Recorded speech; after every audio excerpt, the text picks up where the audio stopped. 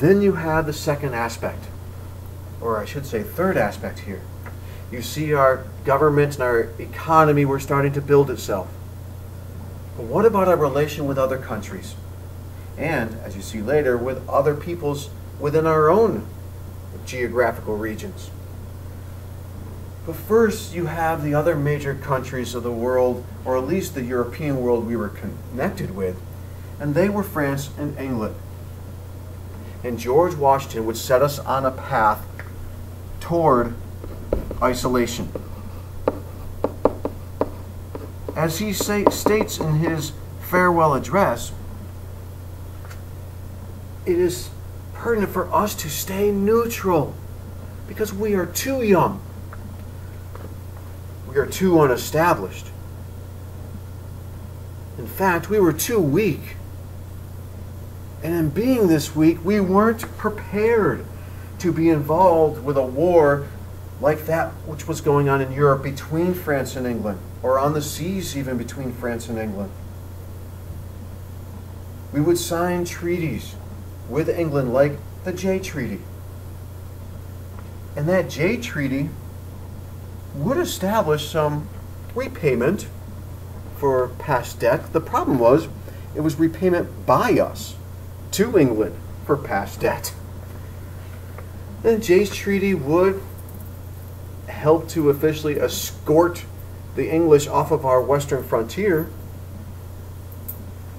But Jay's Treaty was kind of seen as a loss because we were the ones who were paying for things that we had just won victory on, our own independence. And then there was the Picnic Treaty.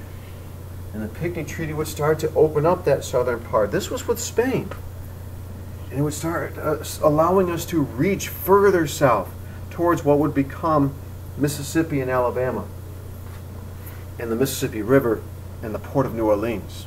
We wouldn't have control of that yet, but this opened our areas up in the south, including that panhandle of Florida. And with our foreign policy, we still would have to deal with what we believed at that time was an inferior culture, and that was the Native Americans. Now remember, that's what we believed at that time. But because the Native Americans were by no means inferior in many ways,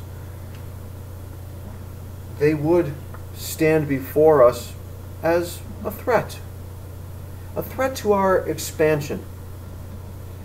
And as we would see later on in the 1800s, that goal of expansion would mean a lot to us as immigrants continued to flock to our country. And at the Treaty of Greenville,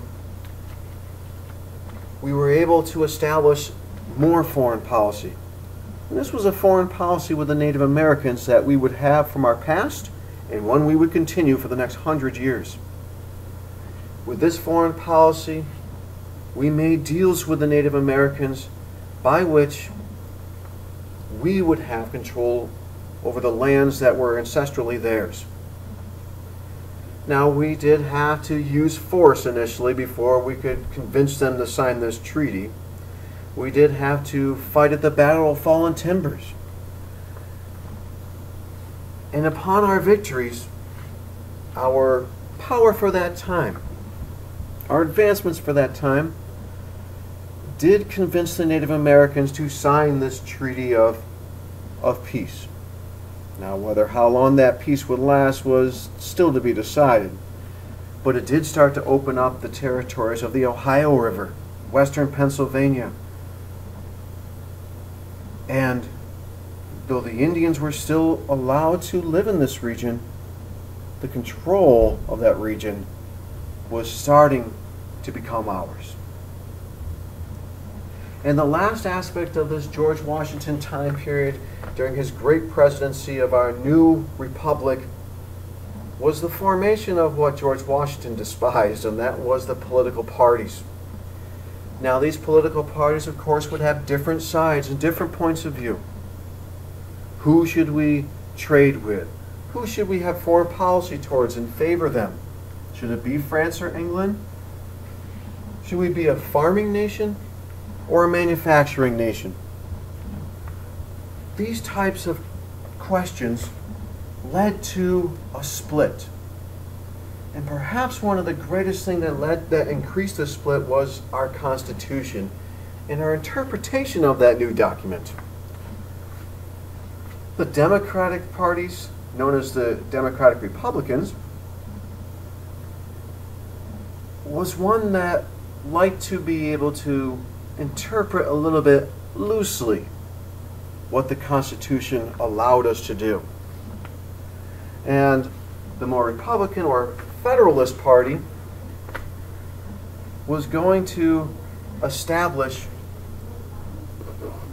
a more strict interpretation.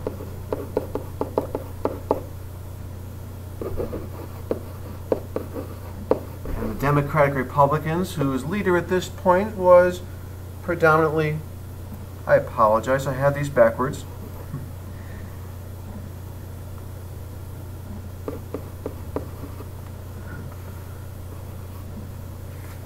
By Jefferson and James Madison from Virginia, and our Federalists, who had that loose interpretation, if you see that I may fix this.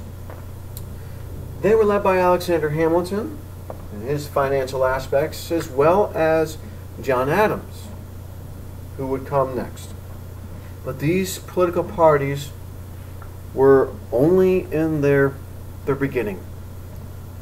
And yet in his farewell address, George Washington would warn us to be wary of allowing too much power to lay in the hands of these political parties, because that could cause separation. It could cause differences.